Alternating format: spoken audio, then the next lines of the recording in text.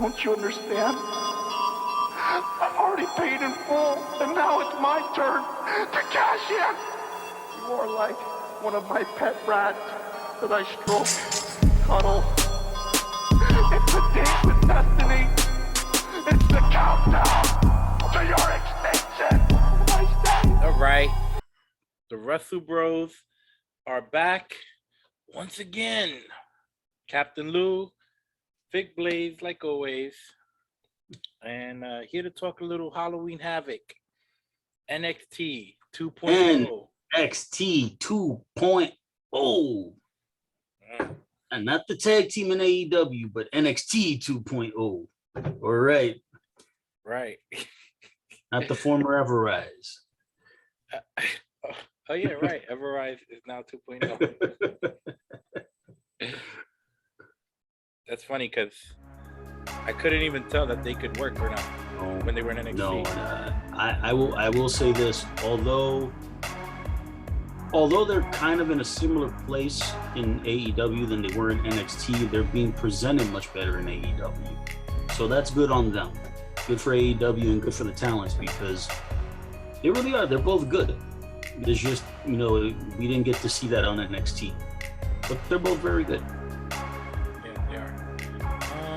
All right. What did you think of this presentation here? Clearly, their best attempt at a big show here. All their championships were defended. Clearly, they wanted to put on the best show, not the best show they could, but a pretty stacked show, all things considered. I will say this. I think that with NXT 2.0 over the last, I don't know how many weeks it's been. Let's just call it 6 weeks, 8 weeks, however long this new project has been on the air. I think that with NXT, although the ratings obviously don't reflect this, but I think that really it's a slow burn, meaning with NXT, there's going to be hits and misses. I thought tonight was actually a pretty good show, all things considered. I know some shows they have not been good. There have been some that have been a little bit of sleepers and all this other stuff, but they're doing good things within it. It's a slow burn. You clearly know that they're not NXT 2.0 is not in the business of trying to compete from a numbers position. They're basically it's a reset. And it's a reset that's going to take several months. It might even take a year before we get to see like the full fruits of the reset. Again, tonight's show I thought overall was pretty good. Yes, it was as stacked a show as you can get for NXT. They got championship matches, title changes, returns, storyline developments. So yeah, I think that for the most part, this was a pretty good show overall. Not perfect by any means, but overall pretty good. For my taste, it's probably never going to be perfect, just based on what they're trying to do. Yep, understood. But it can still be fun. It can still be interesting, and I think it was both those things. I don't love watching NXT anymore. It's not an easy watch for me because I want to watch good wrestling, and they still have a lot of good wrestlers, but I don't think they're trying to really do anything crazy here. I think they're trying to put a good wrestler with a green wrestler and walk them through it. Have a very simple matches, which is fine for developmental, which this is developmental, but it's also a show on prime time on the USA Network. So it's like I understand. It's tricky. So, if we're gonna talk about NXT, I'll watch NXT. But if it wasn't for that, I probably wouldn't watch, unless Bron Breaker's on the screen. We'll get to him in a little while. We certainly will. I will say one last thing before we get into this. It's so funny that the higher ups thought NXT was the problem. NXT to me is not the problem, or was not the problem when they made this decision. I mean, and it's not nothing NXT was doing was hurting the main roster, except I think, outperforming them sometimes in matches. well, I think that this is what probably where the WWE was looking at this as potentially an issue for them. NXT, and of course, I'm going to try to keep this as brief as possible, but NXT was never meant to be what it has become. NXT was never meant to be, quote unquote, the third brand. It was never meant to be a primetime television entity. It was always meant to be a developmental show that was exclusive to the WWE network. It was always kind of designed to be that, as a place where they can bring talents in varying levels of experience and be able to either polish them, indie wrestlers who have experience, but maybe come into the WWE with a lot of talent and some experience and are just needing polishing, and in some cases getting other talents that are it's project from phase one. Like, it's like we're building block X, we're starting you right from the top. It's one of those things where you get all those different talents and be able to bring them in, and hopefully, in best case scenario, be able to develop the stars of the future. I think what ended up happening with NXT, and again, for us, the fans, we really loved this, in that NXT became what I always said, WWE's love letter to professional wrestling. It was just, it was exactly what the fans wanted. A lot of their stars became very popular. This is where, Charlotte Flair, Sasha Banks, Becky Lynch, Bayley, and a whole slew of talents that became very popular in NXT, and they made it to the main roster, or in some cases have moved on and have gone to other places. And you have all these talents that are coming in and out. And I think that NXT kind of molded into something that WWE did not necessarily envision it to become. And I think they embraced it because it was really popular. Probably about 6 years ago, it was really, really popular. And WWE just fully embraced it and went with it. But what ended up happening was that, unfortunately, for good or for bad, when the talents left NXT and either went to Raw and SmackDown for some reason, whether, obviously the developmental process is different, and the whole thought process with these talents. And again, we can put the blame on WWE for this and telling them, hey, if it ain't broke, don't fix it. Bring them in, leave them as they were on NXT, and then if you're going to make adjustments and do so, you do it based on what you're seeing in the performance when they're on Raw, on SmackDown, and then you tweak the performance as you go along. And sometimes you try to rebuild some of these gimmicks, and it ends up, for lack of a better term, ruining them in the eyes of the fans. And in some cases, guys can recover and make do. Some cases they just don't, and they fall flat on their face. And then we just kind of look up and say, how could this happen when on NXT these guys were the cream of the crop on NXT, and they show up to the main roster and they look like they can't tie their own shoelaces? How does that happen? So I understand, and I think that what WWE is doing is they want NXT to become more of what the developmental system was 15, 20 years ago, when they got the biggest stars of the generation. They basically all built them from developmental. Do I think that can happen? In a perfect world, yes, it can. Do I think it can happen with these guys starting from, right from building block A on national television? Little dicey. I wouldn't want to bet my money that way.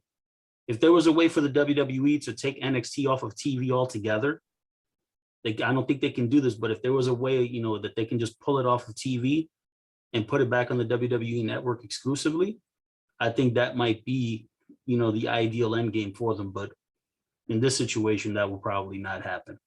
Or, hear me out here, they stop blaming NXT. They look in the mirror. They say the main roster show is the one that everyone's not SmackDown so much, but it's this whole, it still has problems. SmackDown can't be, the fans are gonna like it, and they're even gonna say, oh, that was a good show. That was a good show. They can say it 10 times in a row. That was another good show. Wow, SmackDown's really killing it. But there is, when you watch these pay-per-views, and there's like a philosophy that is just completely wrong right now, where they're relying on nothing but guys who are in their 40s or even older than that, you know, guys that are 50s. We're talking 50s now. 50s are the biggest stars. They don't give anybody an opportunity. Forget we bring them up. We bring them up and just give up in 1 week. It's no longer, at least when Kevin Owens came up, it was like, all right, we're going to give you at least a year. It felt like, here's a year of stuff to do. And then they kind of, we get a new toy. Now it's like, we don't like it. We don't like it. Forget it. Even though they're signed to WWE, you would think they weren't. You would think this is the when they got all the WCW guys again, and they still held a grudge. But hear me out. What if they take the philosophy of, this isn't working, which is what they thought was NXT, right? We need to change everything. We need to change the way we think about our product, right? We introduce all these fresh faces, which was the interesting thing now about NXT 2.0. It's a bunch of new faces, but they're not any good. I mean, they're very green. They're not ready for television, a lot of them. You would have to give some examples. I think that they're all of them except Braun Breaker should not be on television. No. See, there's a big difference there. They can't work. Braun Breaker. See, I have a different opinion on that. I think that the people that have come on NXT, the people who they're featuring, are actually people who are good in-ring workers. The difference is that they don't have the kind of personality that draws an audience in and makes you care necessarily as soon as they came out. Braun Breaker was the exception to that rule, because when Braun Breaker showed up, first of all, when you see his look, he clearly looks like somebody. Two, as soon as he spoke, it took me about maybe 30 seconds, and I looked at him and I was like, this is Steiner's kid. And then as soon as I looked up the name, there it is, and I was like, all right, perfect. And he wrestles like Rick. He talks like Scott.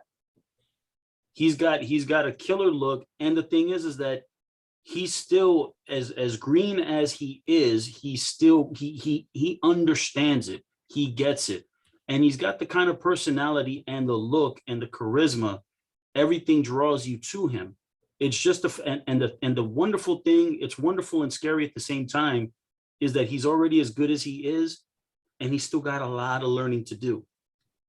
And he's only going to get exponentially better. His ceiling is probably higher than some of the other talents, but it's not as if the talents that are being presented are people that shouldn't be on television necessarily. I think some of the gimmicks, I'm like, no, it's just a preference. Some of the gimmicks, I'm like, no, I don't want to see that. But for the most part, the wrestlers are all good in the ring in varying degrees. I'm not saying that everybody's on the same level, but on varying degrees, they all should be on television. But it's just that a guy like Braun Breaker, he's clearly head and shoulders above the pack in terms of this new crop of NXT talent. I think in 2021, if you can't have more than a 5-minute match, it's you probably shouldn't be on television, and that's okay. I like the idea of having sometimes shorter matches, because what you're doing is you're introducing all of these people. Yeah. I know you like squash matches and things like that, but these are. Yeah, I do. I'm totally fine with that. I'm totally fine with that. But every match on a television show cannot be a squash match. Every match cannot be a 3-minute match. I would say most of them should not be. Fans don't want to see squash matches. If you're introducing a new cool character, okay, fine. Let's get him over as make him look as strong as possible. But you're introducing 15 characters, and 15 characters are having squash matches, and it's not because. But they're not having squash matches because we want them to look strong. They're having squash matches because they can't have matches that are more than 5 minutes long. I don't think, you know what, we'll have to move on from this, but I don't think that that's necessarily the case. It's a matter that if you're introducing a new talent, one of the things that you're trying to do is when you introduce a new talent is that you want to get them over, and not necessarily always in the strongest way possible, because not everybody deserves to get the same treatment.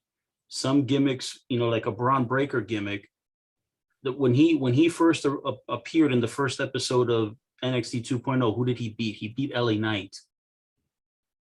Say, for better or for worse, because I could have found a dozen other guys to fill that role. But I think with LA Knight, they wanted to get somebody who was the smoothest in the ring to kind of make Bron Breakker look as good as he possibly could.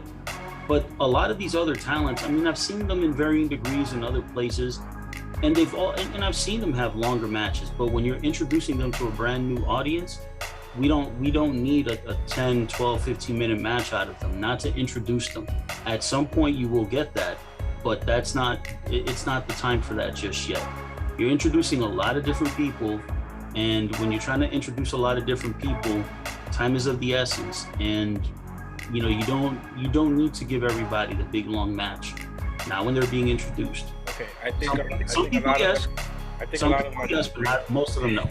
I think a lot of them are just green. I think anybody will tell you that. I don't know. Oh yeah, but understand that there are people, and again, we're gonna move on from this, but there are a lot of people in the NXT system who, if they're just understand that when you get to television, especially in the WWE developmental system, you're pretty well ready. Not saying that you're a finished product by any means, but their developmental system with all NXT 2.0.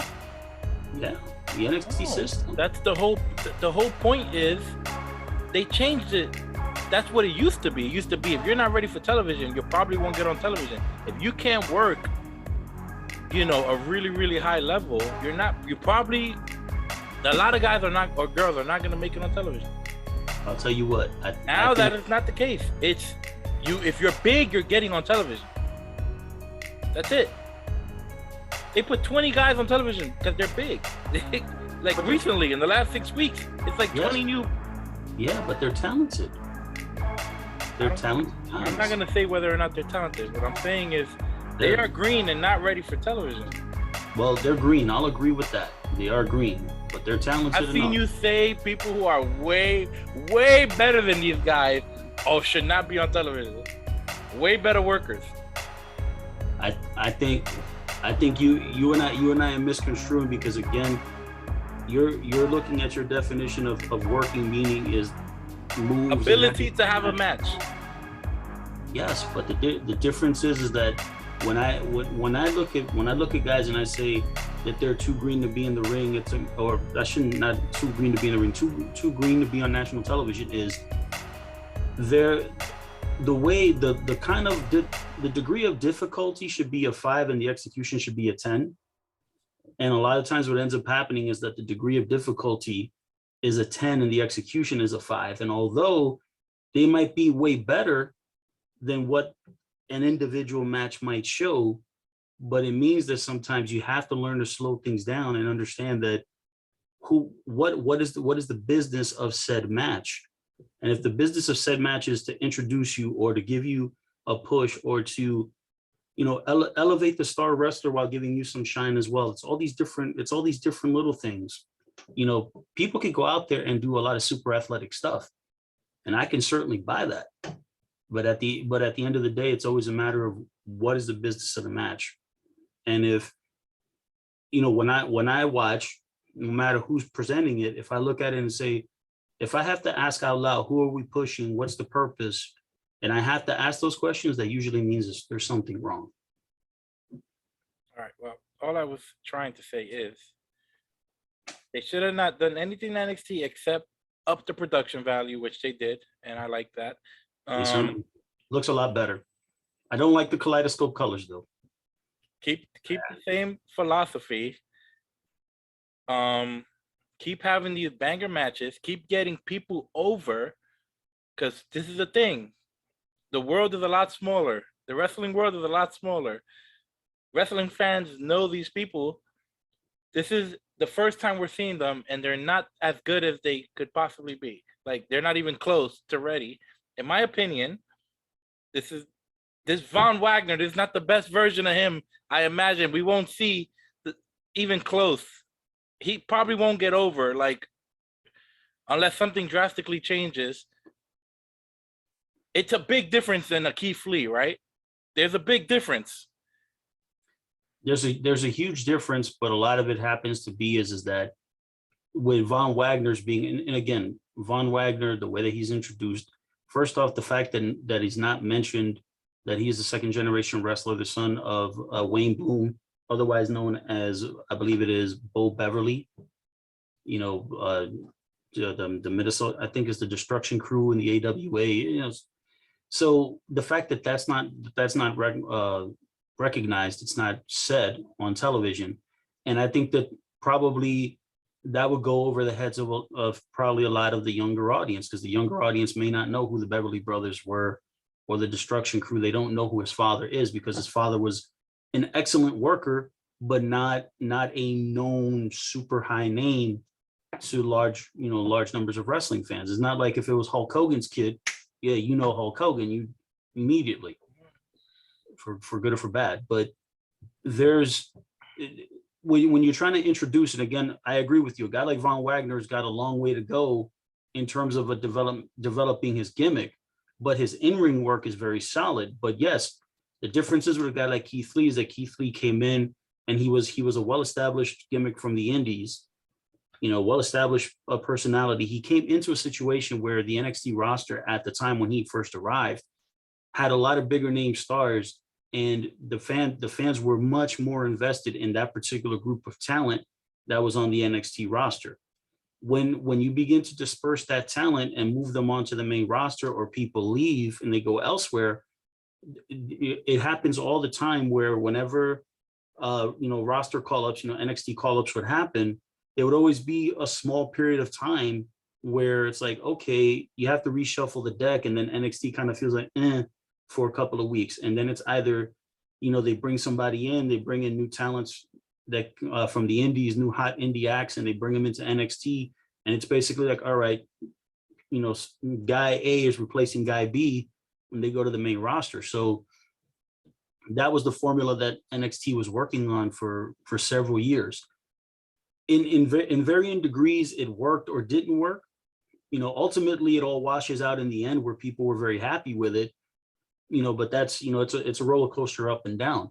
At this point, this is a complete reboot. And I think that WWE's recognition of it, saying this is a complete reboot, means that a lot of what we as an audience got very comfortable and loved about NXT is no longer there.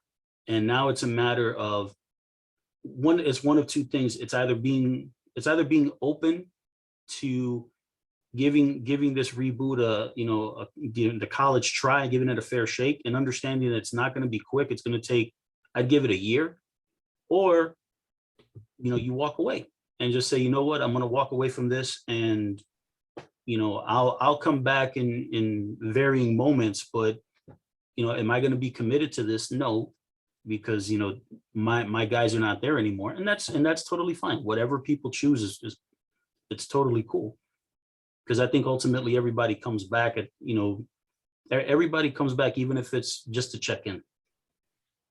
Yeah. Well, what I keep trying to say is, you see what they just did when they shuffled the deck and got rid of a bunch of people and introduced 15 to 20 new stars and are featuring these 15 to 20 every week and giving them something to do. Do the same thing instead of doing it on NXT that had no issues, in my opinion. Yeah, issues, but it wasn't the real problem. The problem is Raw. I got it. Do it on the same exact thing with the NXT talent, with Karrion Kross, with Keith Lee, whoever else you think is worthy of coming to the main roster. Introduce 15 to 20 new people. Stop using people who are, either move them, find something else, something interesting for the older talent to do, or don't use them as much or not as frequent. Do the same exact thing you're doing, but do it on the main roster, because the main roster is the problem. NXT was not the problem, and that's all I was trying to say. All right, we got to move on. All right. Scareway to Hell ladder match for the NXT Women's Tag Team Championships. Scare, and I'm sorry, I'm just laughing at the name. I'm just laughing at the name of the match, the way the Scareway to Hell. Scareway to Hell. They went all in with the Halloween theme. Yeah. Oh no, they certainly Did went everything you could think of. all the way in. There was a Halloween party, and there was a haunted house, and there were Mm-hmm. we had Chucky cut the opening, cut a bunch of promos actually. Yeah, man. I mean, That's good that they got that connection with USA. At least Chucky didn't beat anybody in a match. Is I'm okay with Chucky cutting a promo. That's fine. Yeah, That's just for fun. No. I'm just happy that he didn't have a match, because that would have been interesting. No, that would not have been interesting. It would have been horrible. Yes, I would have probably that would have been reason enough for me to quit watching NXT altogether. Mm-hmm.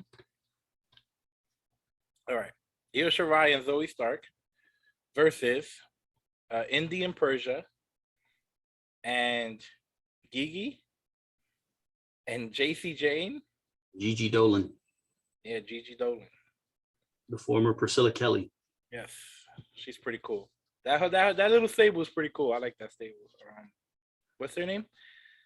The oh my gosh, Toxic Attraction, I believe it's their name. Yes, Toxic Attraction. Toxic Attraction. And they had a big night. They certainly did. They certainly did. So this was, I mean, a typical ladder match. It was insane, and these girls took big risk. These were big risk. I hope everyone is okay. There was a lot of big bumps from high places onto ladders, and some stuff looked crazy. It looked like everybody was getting injured out there, which is if everyone is okay, I guess that's the whole point, right? It looked brutal. You remember what I told you about? You want to have difficulty of 5, execution of 10. This was difficulty of 10, execution of 5.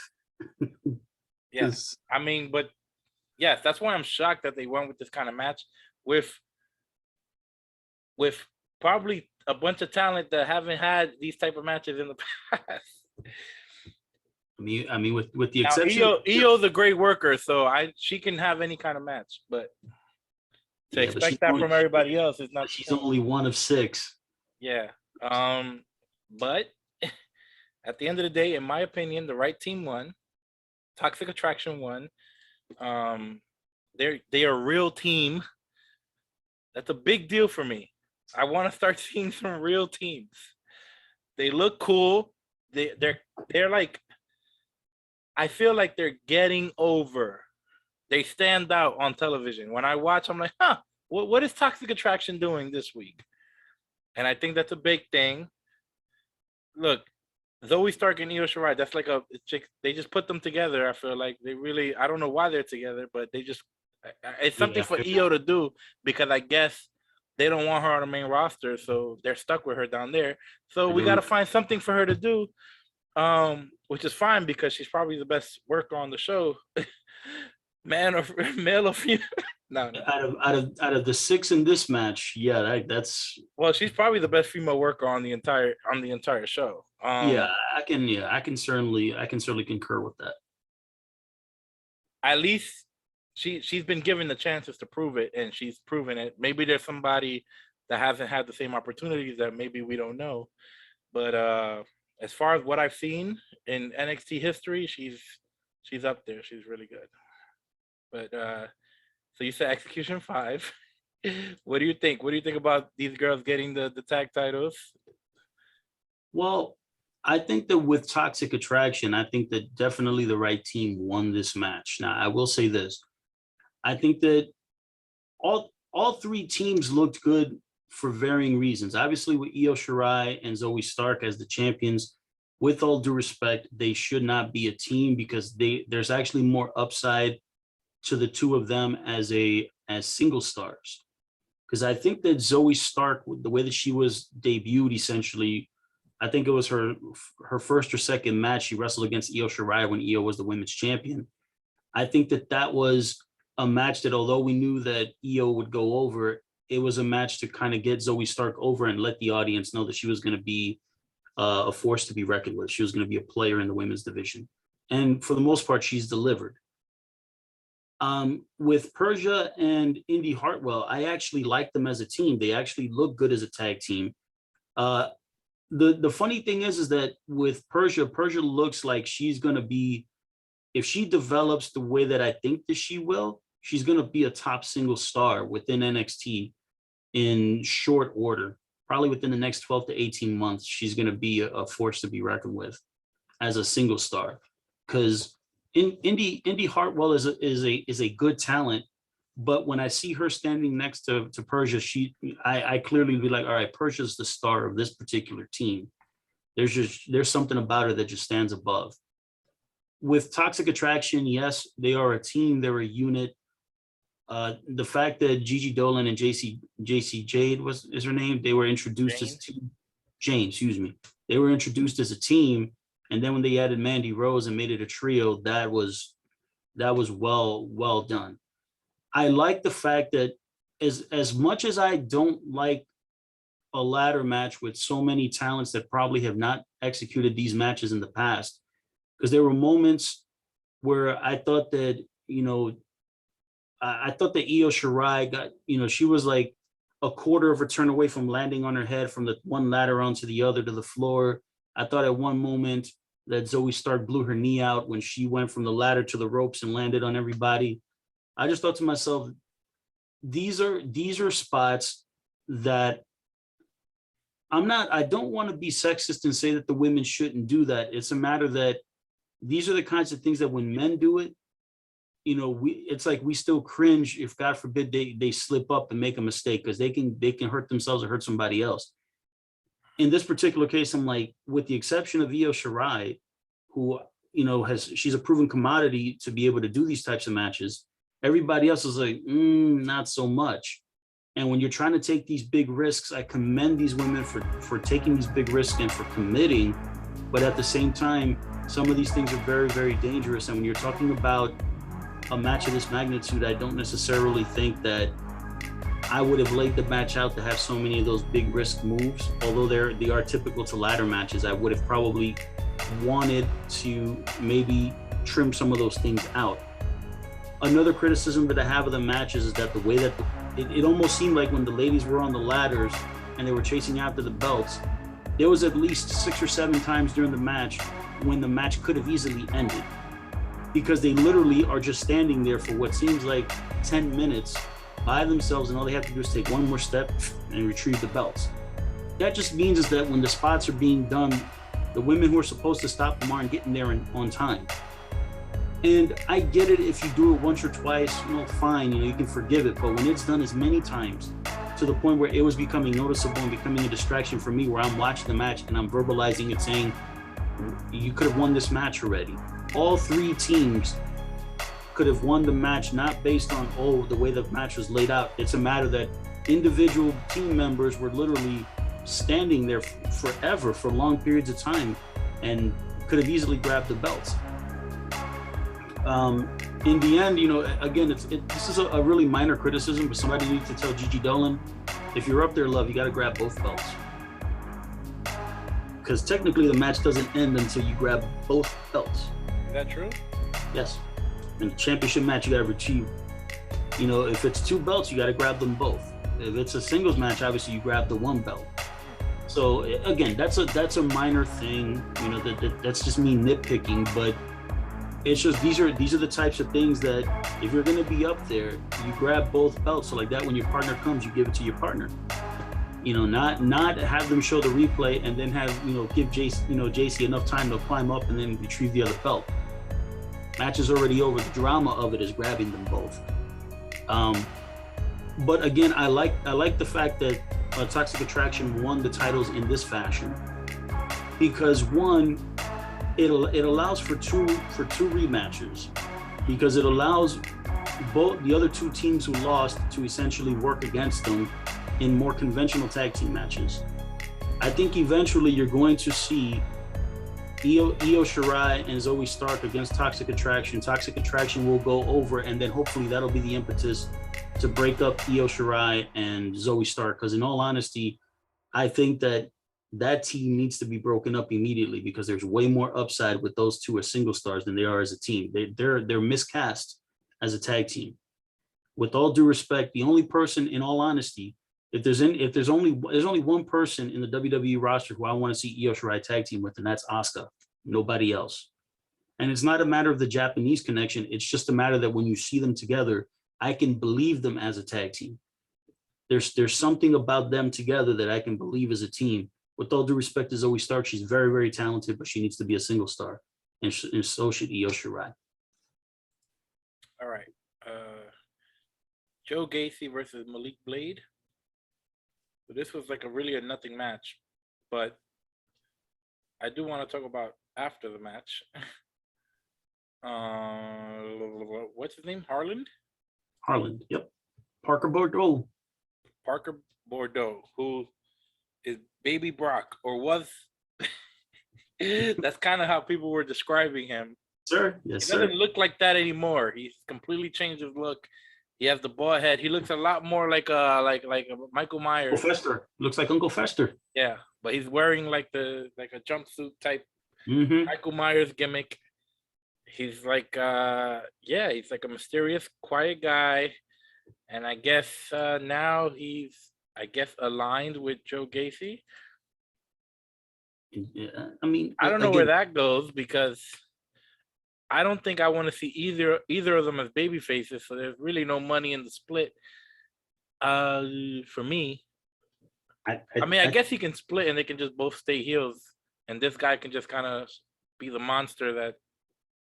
Well, here's the thing. I think that ultimately what they're doing is, and again, I don't know Parker Bordeaux or Harland's skills either as an in-ring talent or as a microphone, as a performer on the mic. Joe Gacy is actually very good in both. He's actually good in the ring and he's good on the mic. He cuts good promos. If it's with a guy like Joe Gacy, the gimmick that he's playing is a gimmick that, it's like a self-help, guru therapist type gimmick. But at the same time, that's very, in professional wrestling, that's a very easy gimmick to manipulate, to be heelish and be manipulative.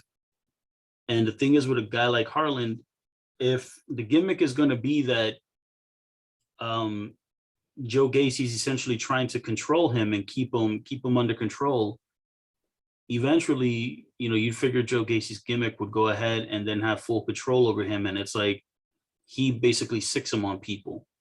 And let's just say that there's people that, have done Joe Gacy wrong. He'll just send Harland to beat them up. I think that there is something there, but that's one of those slow burn type things. And that's a real slow burn. I think that Joe Gacy, and again, you're absolutely right about the match. The match in and of itself was a nothing match. It was just a match to feature Joe Gacy, essentially debut Malik Blade and, feature Harland. That's all it was. But I think that the storyline, it's a slow burning storyline. And I think that eventually, I don't know what it will be in the end, but there's something there, but it's very much in its infancy. So I'm not gonna, thumbs up or thumbs down at the moment, but like I said, it's not the most exciting thing on the show, certainly not, but let's see what happens. Yeah, I mean, I do want to see what happens with Baby Brock. I've had my eye on him.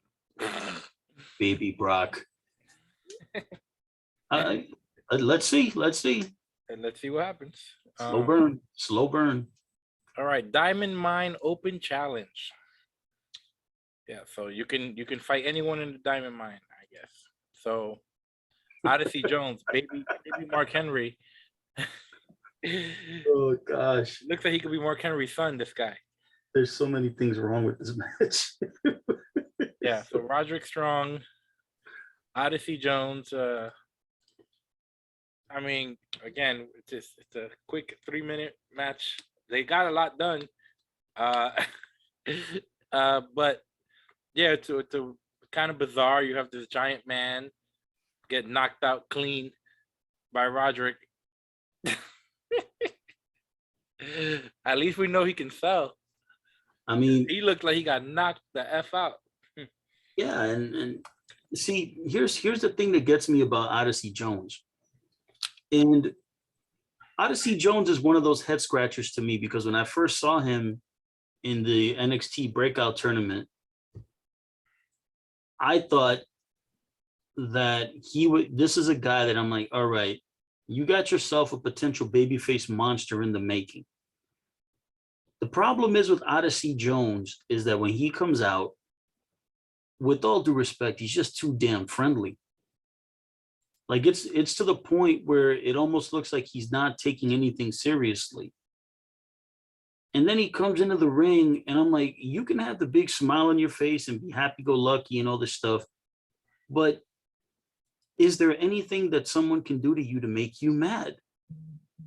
Dude, you're 6'4" and you're like 350 pounds. You had the ability to lift a small car with your hands if you wanted to. Roderick Strong is a fantastic talent, but the man is 5'10" and he barely goes over 200 pounds. You should be tossing him around the ring with one arm. It's just these are the types of things that you have to display, because again, Roderick Strong is going to go over. Should Roderick Strong have beaten Odyssey Jones like that? No. Even with the interference from the brothers in the match, it doesn't matter. He beat him clean. He knocked him out. With all due respect, where does that leave Odyssey Jones the next time he shows up?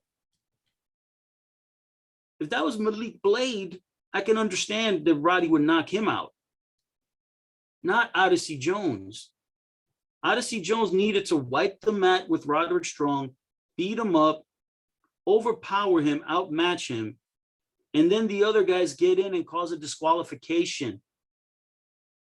And then Roddy can lay his ass out with the knee after it's 4 against 1. If Odyssey Jones is a guy that you're trying to push and you want to feature him, you've already done enough NXT has to make him look like a goof during the Indi Hartwell and like, oh my God, his name, in the Indi Hartwell wedding segment with Dexter Loomis, you made him look like a goof there. He's not supposed to be this smiley, cheesy, happy-go-lucky dude. He's too big and too strong. If you're going to have him play that gimmick, you got to have him have an angry side. Hulk smash. I had the same criticisms for a long time about Keith Lee, but it was never about his in-ring stuff. It was always about his promo. This dude is about his gimmick. There's too much potential there in Odyssey Jones, with all due respect, to piss that away in a match like this. Roderick Strong, with all due respect, did not need it to look that strong against Odyssey Jones. He could have won. He could have gotten the last word, but not like that. All right. Spin the wheel, make the deal. We get a trick or treat street fight. The NXT Women's Title. Raquel Gonzalez versus Mandy Rose. I was okay with this match. I mean, I like that Mandy one because, like I said, I'm big on Toxic Attraction right now. Now, I don't think Raquel's moving up anytime soon, because they just did a bunch of movement and drafts and all this stuff. It's basically a fresh roster. And everyone didn't even get drafted that you could have drafted, right? You got people that are free agents still.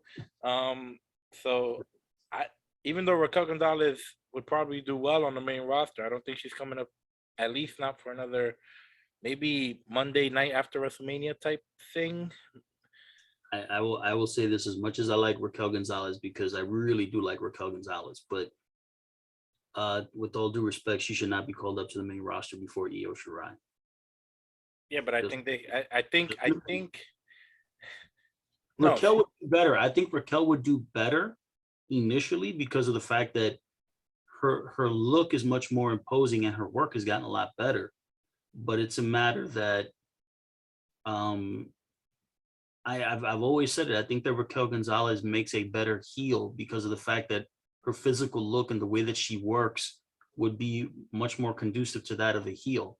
The fact is that she has a beautiful face, beautiful smile. You know, people want to look at her, but the thing is that when you're 6 feet tall and 200 pounds and you're wrestling against women who are 6 inches shorter than you and, maybe 50 pounds, 50, 60 pounds lighter, it's kind of difficult for you to be the baby face, to be selling all the time.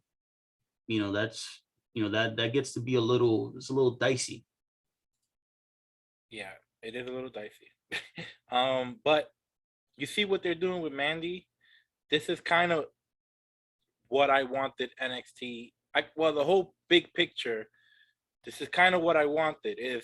If something is not working, or you can't find something for somebody who has a lot of potential, like Mandy has a lot of potential, they do see something in her, but they didn't have anything for her, or whatever they were doing wasn't working, right? It was stop and start, stop and start. Okay, it certainly wasn't working. Go to NXT and try to get over, because in NXT you can get over. Okay. People get over all the time in NXT. Go down there, get over. Let's see this new presentation, come back up, and then we'll see what happens, whatever. But that's what I want to see more of. Go learn a new hold. Yeah. Even if it's someone who's 40 years old, it's like, you can go down there, work with the younger people, get them better, and then you don't have to change anything. People are going to miss you because you've been gone. So it's like serves multiple, But anyway, I like what they're doing with Mandy. She's got a stable now. She looks like they found a way to make her feel like a bigger star. To me, now she feels like a bigger star. So it's working, what they're doing. Yeah, absolutely. Put the belt on her. I like it. I have no problems with this. No, I don't either. Again, the fact that we did a ladder match to start the show, and then we have the women's title match be a street fight. Again, I'm not the gimmicks. The gimmicks are what they are. The thing that made this, it's eye rolling just because of the fact that this is really the first time that Mandy and Raquel have wrestled. They've had interactions, but it's the first time they've wrestled against each other. And although, yes, I agree with you, Mandy Rose feels like a much bigger deal in this iteration with the Toxic Attraction girls. It really does work. I don't necessarily know if I'm in love with the gimmick of a street fight, because here's what ultimately ends up happening. For Raquel Gonzalez, if you're going to beat her and you beat her the way that you did, when you had somebody hit her with a shovel, and then Mandy Rose, the Grim Reaper, we'll reveal her in a moment. When the Grim Reaper whacked Raquel Gonzalez in the backside, literally, with a shovel, and then Mandy Rose hits a knee. Here's where the problem lies. The emotion that you want to present to the audience is the babyface got screwed over. The problem is in a no rules match, that is eliminated.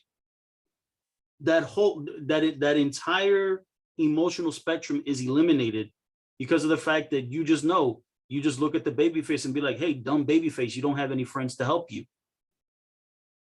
Now, if it was a conventional match to where, Mandy hangs in there, it's like 60-40-ish for Raquel Gonzalez, and then the Toxic Attraction girls come out, and then Raquel has to fight them off, and then the Grim Reaper comes and then puts Raquel down. Now you're like, it took 4 of them. It took 4 of them to beat her. Now you feel sympathy for Raquel. That's not there in this instance. Then after the match is over, they pan over and they do the typical WWE, shot with the Toxic Attraction girls and the belts, and all they needed was freaking pyro. It's the only thing that they needed to finish that particular sequence off. Then I'm like, okay, well, hopefully this can't be the end of the segment, because I already knew who the Grim Reaper was. So did I. I already knew who this person was. And then once they pan over, I was like, all right, go ahead, pull off the hood, because I know it's going to be Dakota Kai. And thank God it was Dakota Kai, because realistically, I like Dakota Kai a lot. But when she was brought up to the main roster as a quote unquote, I don't know if it was a tryout or something, I'm glad that they put her back on NXT, because in all honesty, if you weren't going to do anything with her on the main roster, you might as well pair her back up with Raquel Gonzalez as opponents and, at least give them something to do. But the thing is that it's a graceful way to move Raquel out of the NXT title picture for the moment.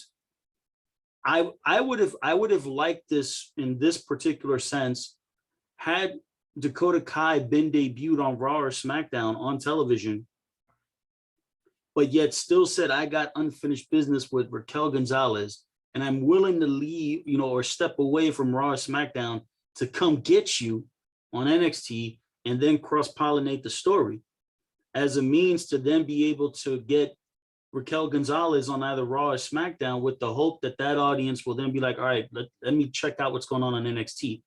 May not happen, but at least you can deal with that. I don't know what the storyline is going to be in the end, but I think that this match, although the execution was done well, and I understand the logic, what they were trying to do in terms of getting the belt off of Raquel and moving her on gracefully from not having to chase after Mandy Rose right away.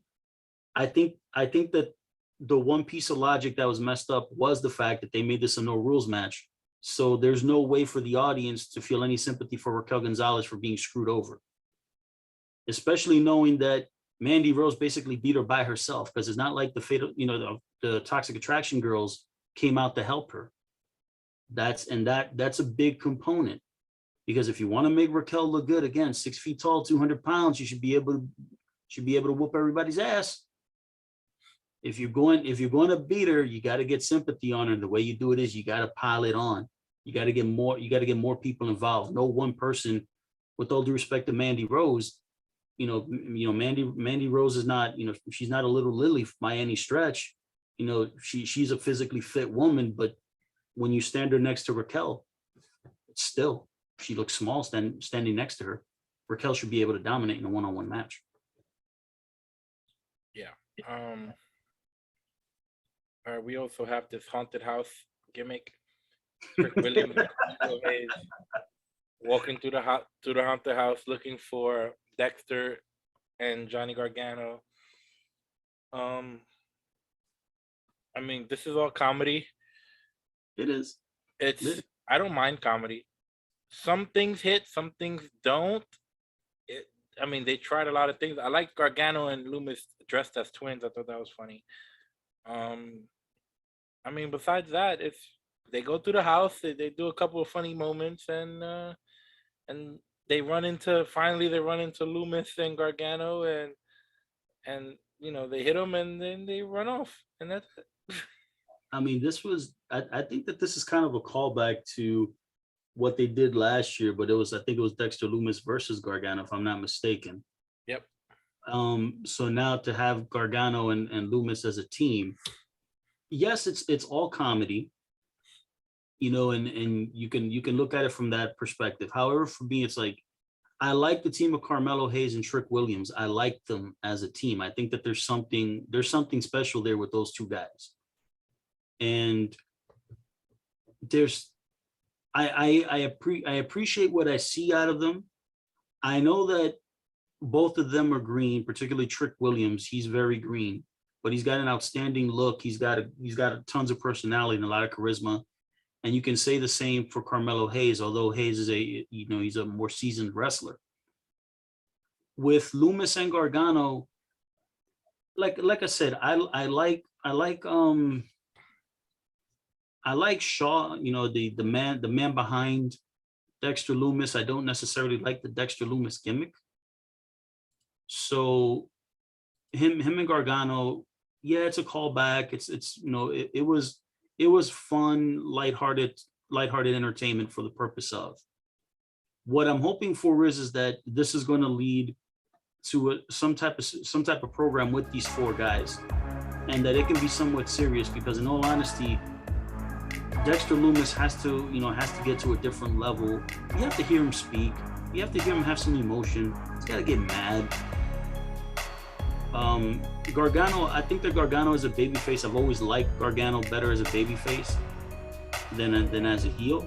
I really, really do. The difference is that with Gargano, and I give him credit for this, he tries really hard to have a personality when he speaks and when he's not wrestling. It's just a matter that it's unnatural to him. His charisma and his personality comes out in the ring. When he's telling stories, physical stories in the ring in his matches. And I think that what he's trying to do now is he's trying to be able to do that without having to wrestle. He's getting better. He's gotten a lot better. But it's something that if I had to choose between watching one of the really great Johnny Gargano matches or watching one of his speaking segments, I'm going for the match every time. And it's something that it's something that has to be considered because of the fact that I think that Trick Williams and Carmelo Hayes have great potential to be a formidable unit on NXT or on any other brand on WWE television when they get more seasoning. Dexter Lumis and Johnny Gargano, they have a lower ceiling on them because of the fact that Gargano's not the greatest promo and Dexter Lumis is a mute. So there's some limitations there that unless they're willing to kind of open Pandora's box up a little bit and let Dexter Lumis, shed some layers and become somewhat different, then this one has a limited shelf life. Yeah, I will say that the things that make me laugh the hardest since I've been watching NXT is when Dexter Lumis. It's usually a Dexter Lumis, something that he's doing.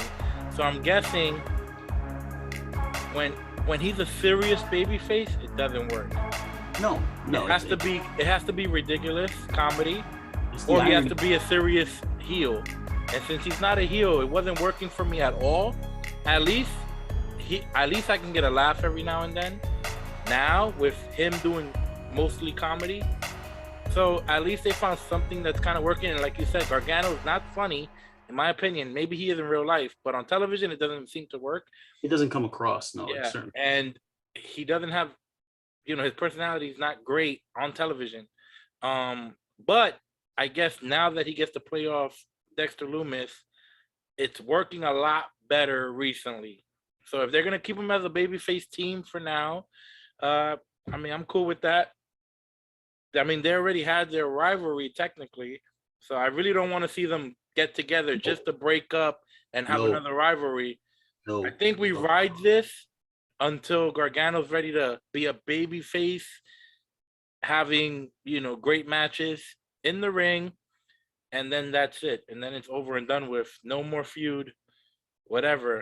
Maybe one of them gets probably. I don't know. No, none of them could get called up. Probably. That's probably not gonna work. I think with Dexter Lumis in another iteration, meaning serious heel Dexter Lumis can work.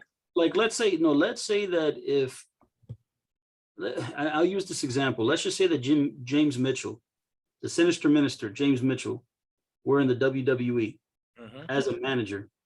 Dexter Lumis is a perfect foil for him because Jim Mitchell can cut all the promos. You can kind of look at Dexter Lumis as a cleaner, updated version of Abyss. Right. That's kind of that's kind of the gimmick there. It's just a matter that since Dexter Lumis is a mute, he needs somebody who can speak on his behalf.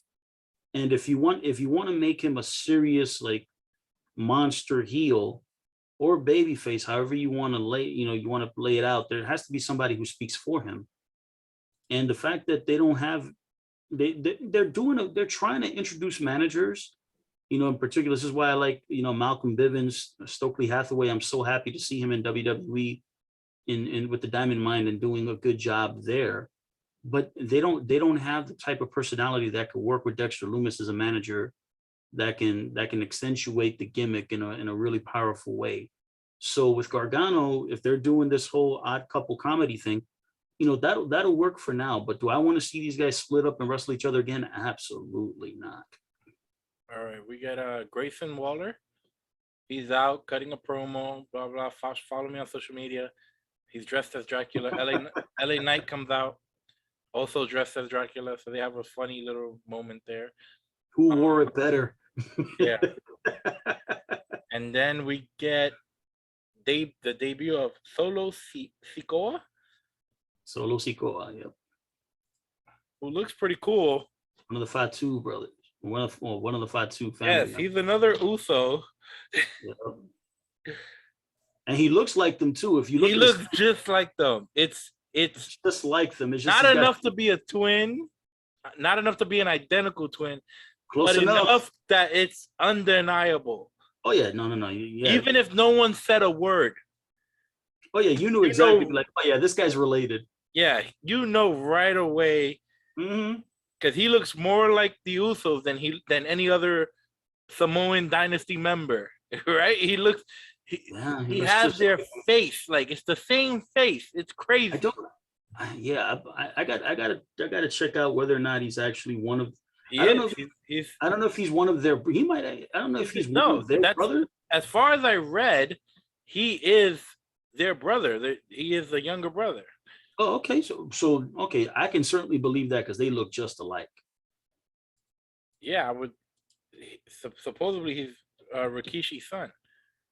You know, and he's kind of paying a. I don't know if he's paying an homage to Taz or to Minoru Suzuki. You know, with the towel over his head, and he's coming to the ring, and you know, he's Taz is not gonna like that. gimmick infringement, brother. But yeah, we love you, Taz. We love you, brother. But no, it's one of those things where when I saw him come to the ring,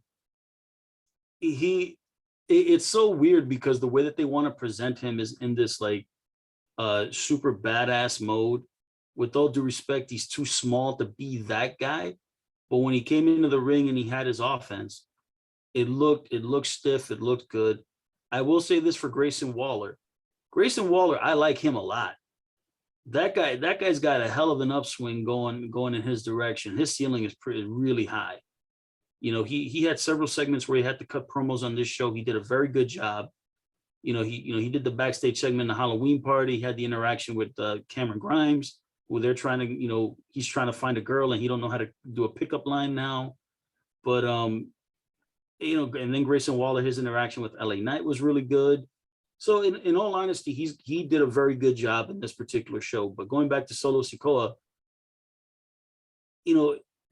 this segment, it was a nice introduction for him, but I don't know if being the mega monster badass gimmick, I don't know if that's ultimately going to be his fit. If this was Jacob Fatu coming to the ring, that's a different story. But because he's got more size to him, but let's see what this guy presents, because I think if he's as good as his brothers, his ceiling is very high. That damn Samoan dynasty, they can all freaking work. Like from birth. Yeah. Oh, they're fantastic. They really are. It's the craziest thing. I'm sure he's gonna be good. It's like genes, man. It's something in those genes. It's something about that wrestling stuff, man. They're fantastic. Yeah. They really are. I have when I saw him, I'm like, I was a little bit disappointed, but a little bit like I didn't know which direction I would go in if it was my choice. Like, I felt like the easy choice is, let's be honest about who he is. Let's not try to fool the audience. But he's in NXT right now. He's not with his brothers. Correct. But what about when he does come up? Are we just gonna act like they're not related? It's silly. I feel like right now with the head of the table story, I'm looking for every family member that's still active and working, and I'm bringing them and putting them in a stable with them. It's the easiest thing, Well, you're right about that. It is the easiest thing, but here's where it can get dicey for a kid like this. The fact is that you clearly look at him and it's like, all right, if he's the younger brother of Jimmy and Jay Uso, you can clearly see that a mile out. The difference is that when the Usos have been in the WWE for the better part of a decade plus, they have a much longer trajectory and more credibility with the audience that has nothing that has nothing to do with the Samoan dynasty per se, although it is recognized, and now with them being with Roman Reigns, it's clear as day. With this young man, what we want to do is we want to be able to establish him again. If he's being presented on WWE TV for the very first time, you don't want to have him be with the established main event top stars in the company. because this is what can end up happening. The kid, it's the best spot in the company to have, right? Biggest opportunity. But if you're not ready for it, you screw up enough times, there's no going back.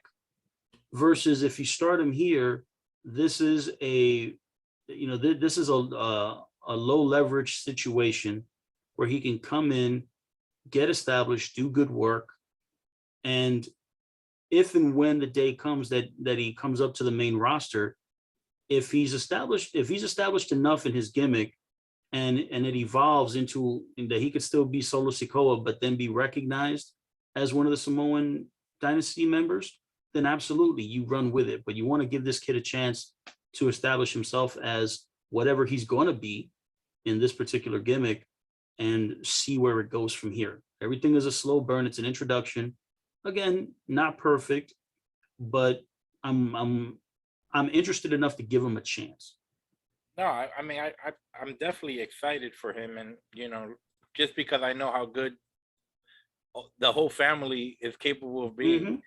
And think about it. I mean, when you look at the Usos and Roman Reigns, you look at them and you're like, all right, these are the top stars in the WWE right now. But if you see them 6 or 7 years ago, and they would have been put in a similar spot, the likelihood of them succeeding to the point where they're at right now would have been highly unlikely. It would have probably bombed. And it's not, and it's not for a lack of effort. It's just a lack of experience. So that's really what it is. Like, this kid, if he's as good as his brothers and as good as his cousin, oh boy, he's going to be fantastic. But this is step one. All right, we get spin the wheel, make the deal. Lumberjack lantern match. It's the gimmick of the show. Oh my Lord! Yeah, this is where I have another. This is another one where that I was bothered. I don't know which direction I would go in. I think my philosophy, if I had a wrestling company, would definitely be to protect the gimmick matches and the stipulations and all that, and use them when I need them, when it makes sense to the story. The main event match. Oh, I definitely wouldn't have. You don't do it 3 times in the same show, because guess what? And I definitely don't do it on back-to-back nights, because technically this is WWE product. They had a ladder match on Monday Night Raw. So correct. Yeah, they main evented with that, and then they. So I'm not doing that either. Right about that. Oh Lord. But they're working this spin the wheel gimmick, so I guess we get what we get. Spin the wheel, make the deal. Lumberjacko lantern match. These names are hilarious.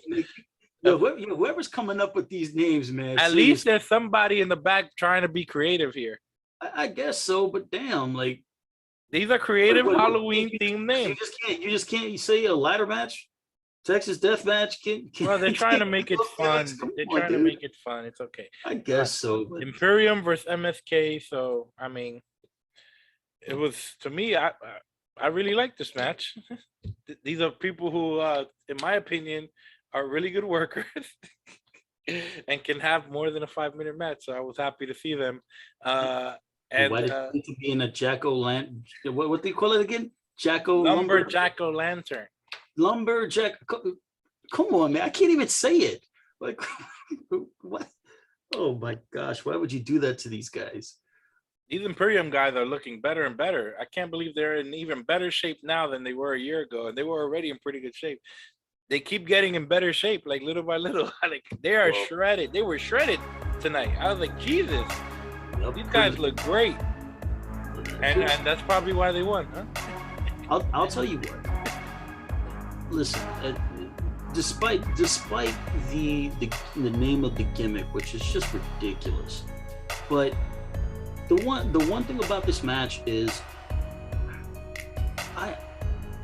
I love Imperium. I love everything about Imperium. The gimmick, the music, the presentation, the wrestling style, everything about it. I love it. MSK is a different theory. I know that I've said this in videos past. I am not a fan of MSK's style of wrestling. It's too indie-rific. It's a wonderful acrobatics, but at the same time, it's like when I watched him wrestle, I'm like, they're not the greatest sellers. Their offense is mitigated on a lot of acrobatics, and when you're talking about guys like Imperium, they're not Andre the Giant, but they're not cruiserweights. And I think that when a team like MSK and you're working against a team like Imperium, there has to be not saying that you don't do the stuff that you do. Obviously your offense is your offense, but you got to be able to kind of differentiate your style a little bit to be able to try to mitigate what the opponents are going to do. And in this particular case, when I see the match, I'm glad Imperium won.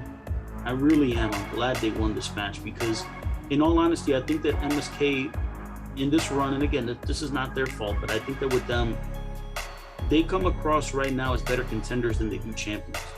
And I think it's because of the fact that they were given the titles a little too quickly when they got onto NXT.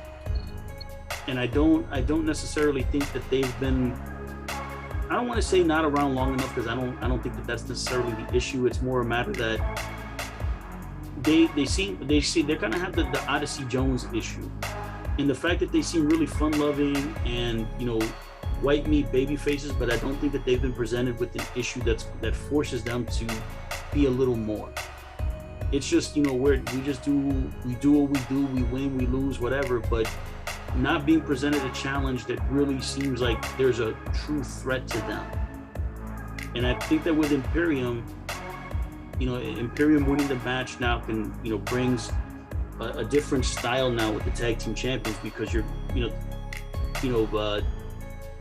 Imperium is kind of like a pure wrestling tag team, and I think that they got a better opportunity to be able to blend in with all of their opponents, because when you do the more classic style, it's more of a more solid base for all the different styles to work off of, where if you're a high flying team,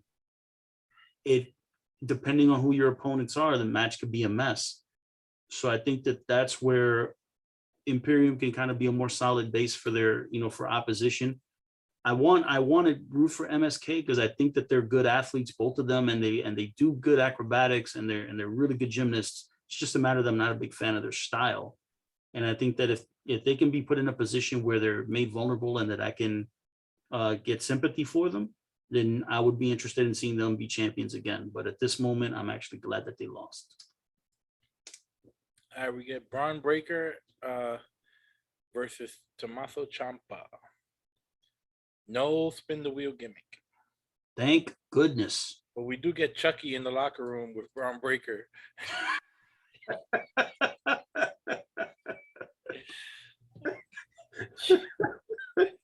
God, yeah, way to go WWE for wanting to make Bron Breakker look like a badass. Like have a freaking toy doll have a conversation with him in the locker room. Well, eventually he does look like a badass, because towards the end of the match we get the exposed concrete spot, and I don't know, but Bron Breakker might have really ate that concrete because he got up. He at least scraped it. Because he had a busted lip for sure. A little color. And he had color on the top of his head. And I don't think you're allowed to just gig yourself. No. I'm sure he felt it. Yeah. So he or there's some special effects or something going on. I don't know. But yeah. So he ate that. They get right in the ring. Fairy tale ending. 1-2 kick out. Then you get a couple of big knees from Ciampa. I like Ciampa's makeup too. That was pretty cool. The face paint, the war paint. What it looks like? It looks familiar. I don't know. It looks familiar though. Yeah, I wanted it, and for the people who watch this, if please let hook us up. Educate a brother. Educate. Please educate. But yes, he had the I think like 2 more knees, really nasty knees, and then another fairy tale ending, and then finally puts him away. And then that's it. We go off the air. Fairly quick. Ciampa gripping the title, and they kind of gave it away because I don't know if it's during the match or right before the match. They go, "Every title has changed hands tonight," and I go, "Oh, you idiots! Shut up." They Well, want to make it. They want you to think it's gonna change hands, so they tell you, "Oh, every title has changed hands." But I knew what they were doing, so I go, "Oh, come on!" Now I know that it's not gonna change hands. yeah, I mean, I didn't think it was gonna change hands anyway. I didn't think so either. But we didn't get an angle or anything. But Which watching this match, I know we were talking before we started, and you were thinking that Braun Breaker would probably go heel. After watching this match and seeing just the way they work, I kind of was hoping Ciampa would go heel on him. Well, here's where this is the reason why I say that I wanted. First off, the match was good. The match was very good. I would have laid the match out differently because, with all due respect, I hated the way the match ended. Ciampa, and listen, Ciampa's fantastic. Can't say enough good things about him. But he beat the kid flat. Yeah, he but beat he him kicked out flat. of his finish too. Doesn't Braun matter. kicked out of his finish. Doesn't matter. That's a It big doesn't deal. matter. The reason why I say it doesn't matter is because it's the same it's the same principle that I've had with other matches where the philosophy is we'll hit somebody with multiple finishes and we beat them that way. No, at the end what you did was you just beat them flat and you killed them. That's basically what you did. I think here with Bron Breakker, it would have been more effective if Ciampa hits him with his finish, 1-2 kick out. He tries to do it again. Bron Breakker counters, and then Ciampa gets a quick one on him. I don't like the idea of Ciampa beating him flat because, again, with all due respect to Tommaso Ciampa, who has the bigger upside moving forward?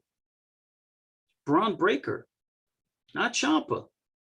And Ciampa's great, but he's at or near his ceiling, meaning that he probably has more behind him than he does in front of him. And if you're going in the direction of telling a story to want to move forward with this kid, I would not want to beat him flat.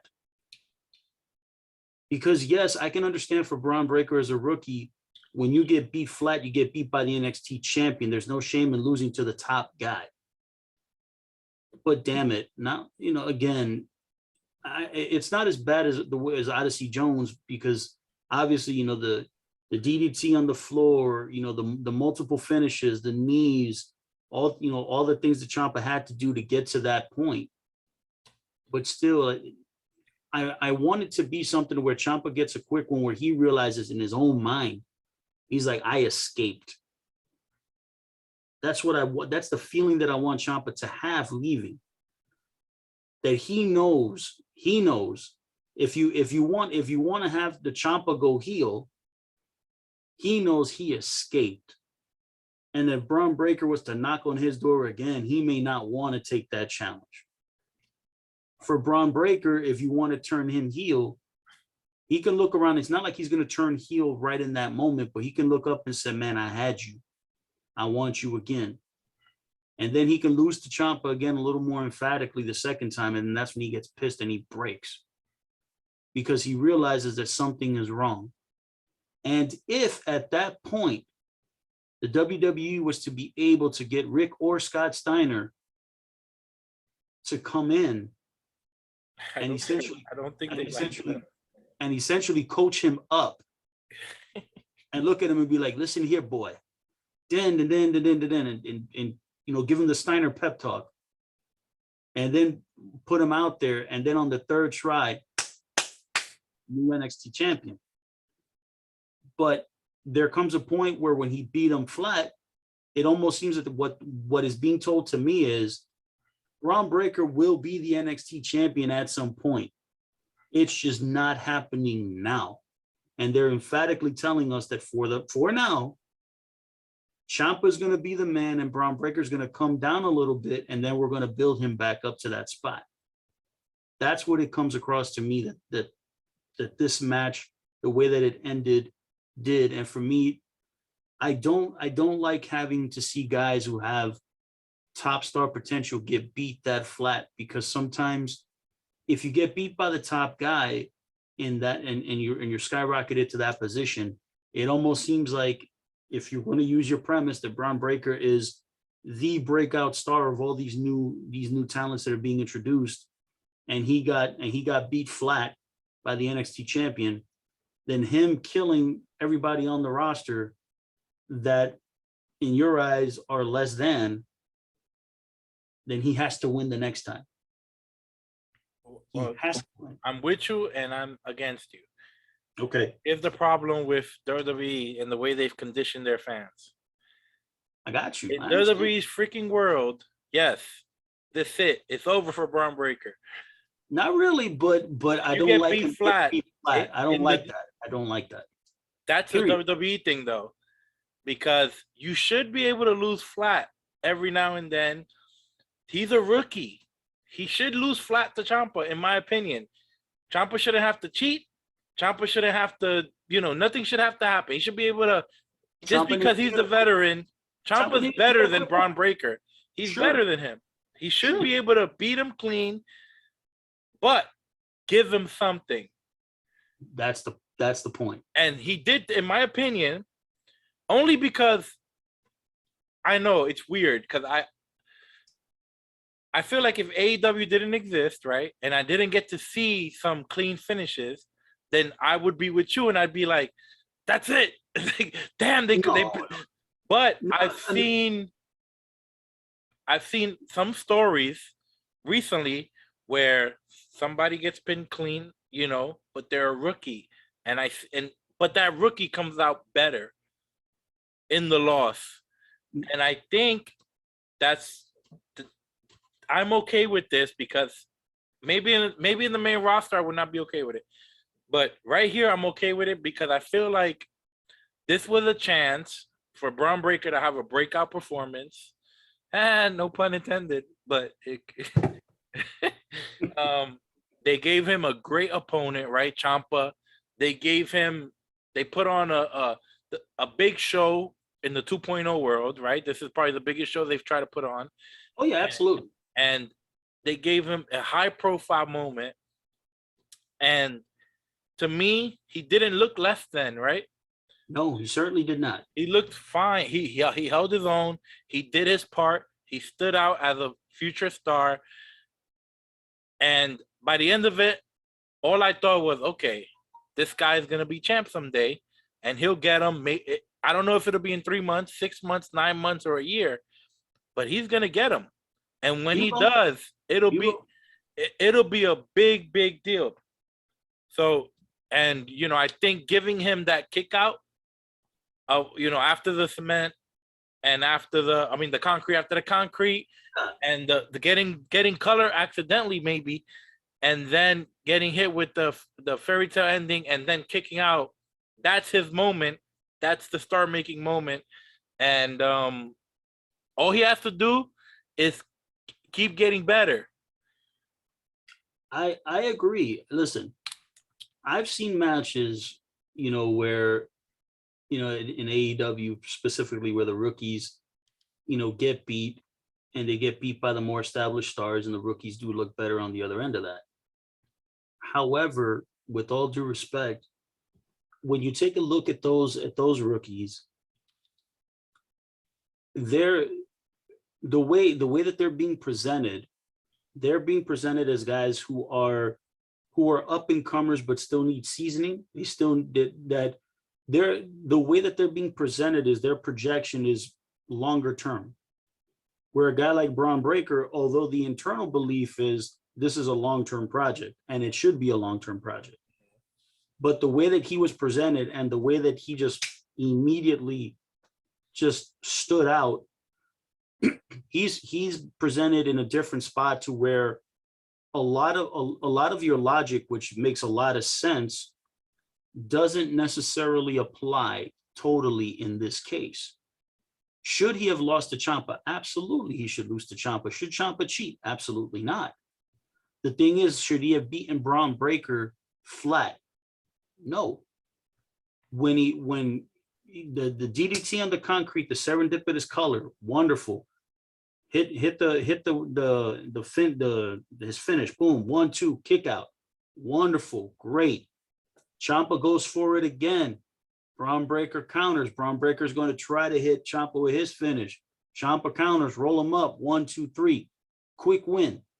Because the idea would be is that Ciampa essentially, quote unquote, he outsmarted the kid, but he didn't beat him flat. That means the kid now, when you show him the next time Bron Breakker on television, you can say he took Tommaso Ciampa to the limit. And Ciampa, for lack of a better term, without using this word, Ciampa escaped. What it does is it keeps the kid strong. You keep presenting him, obviously, whatever the time frame is for Bron Breakker, because he will be the NXT champion. There's no question about that. He will be the champion. In the very near future, he's going to be the champion. But it's a matter of the way that you present him. I don't like the fact that he got beat flat in this situation, because Bron Breakker is not, with all due respect, he's not a Dante Martin, he's not a Daniel Garcia type, where they're very talented wrestlers, but they're not presented and projected the same way. Yeah, but they did the same thing with Darby Allin and MJF, guys who are projected, Jungle Boy, who are projected to be very important parts of the company. Absolutely. But the thing is, with a guy like MJF, the way that he's been presented, he's always been presented mostly through his promo, because he doesn't wrestle as much on AEW. Darby Allin has really gotten, he's like super over with that audience. And a lot of that is based on constantly presenting him and constantly having, putting him in situations where he has to wrestle. Whether he wins or loses is somewhat irrelevant, because he has now been presented enough, and he's over. He's over with that audience. And that's something that took time. I think a guy like Bron Breakker will be there for the NXT audience. It's just a matter that it's a different projection, and I didn't like the fact that he got beat flat in this situation. All right, we're good. Say goodnight to the people. Well, folks, what a great transition. All right, guys, listen, follow us on the Wrestlebros.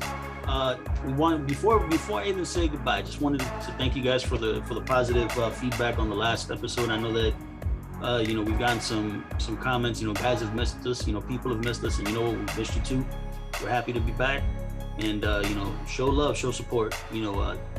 Let people know that we're back on YouTube and that we got these shows going, man. We greatly appreciate it. And you can follow us at the Wrestlebros on the Instagram and the Twitter machine. THEWRESTLEBROS. For Vic, I'm Lou. Deuces.